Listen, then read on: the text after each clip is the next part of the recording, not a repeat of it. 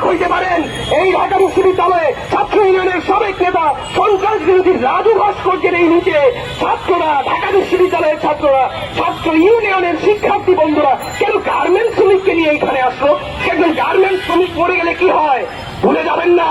শেখ হাসিনা হিমশিম খাচ্ছিলেন জুলাইয়ের মাঝামাঝি সময়ে, কারণ রেমিটেন্স আসতেছিল না, কারণ গার্মেন্টসের ব্যবসা বন্ধ হয়ে যাইতেছিল। এই গার্মেন্টসের শ্রমিকরা আপনার আমার এই দেশ চালু রাখে।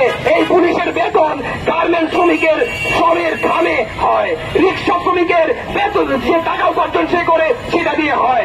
গার্মেন্টস শ্রমিকের 17-18 বছর বয়স 25 জন গার্মেন্টস শ্রমিকের রক্তের গড়া চেয়ারে আপনারা বসেছেন। তারপর ওই দিন 4 সেপ্টেম্বর মিটিং থেকে বাইরে বললেন ওরা টোকাই। স্বরাষ্ট্র উপদেষ্টা কি বললেন?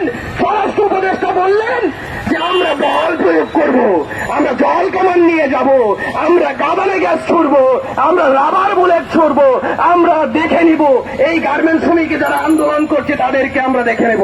একই কথা শেখ হাসিনার সরকারের লোকজনও কিন্তু বলতো। শ্রমিকদের উপর গুলি করে যে কাউসার হোসেনকে আশুলিয়ায় খুন করা হয়েছে, যৌক্তিক দাবিতে আন্দোলনকারী কাউসার হোসেনকে যে খুন করা হয়েছে সেটার বিচারের দাবিতে শ্রম উপদেষ্টা, স্বরাষ্ট্র উপদেষ্টা এবং প্রধান উপদেষ্টা স্পষ্ট বাক্য ব্যয় করবেন, স্পষ্ট করে বলবেন মিডিয়ায় কেন এই খুন হয়েছে। সাংবাদিকদেরকে আপনারা স্পষ্ট বলবেন যে কেন গুলি চালানো হয়েছে। গার্মেন্টস শ্রমিকরা কি আপনাদের কাউকে মেরেছে? গার্মেন্টস শ্রমিকরা কি অনৈতিক আন্দোলন করছিল? গার্মেন্টস শ্রমিকরা তাদের সাথে বৈষম্য নিরূপ হোক, নিরসন হোক, সেই দাবি তোলা কি অন্যায়? অন্যায় কিনা সেটা সরাসরি মিডিয়ায় বলবেন এবং যারা এই ঘটনায় জড়িত শ্রমিক হত্যায় প্রত্যেকের বিচার করবেন।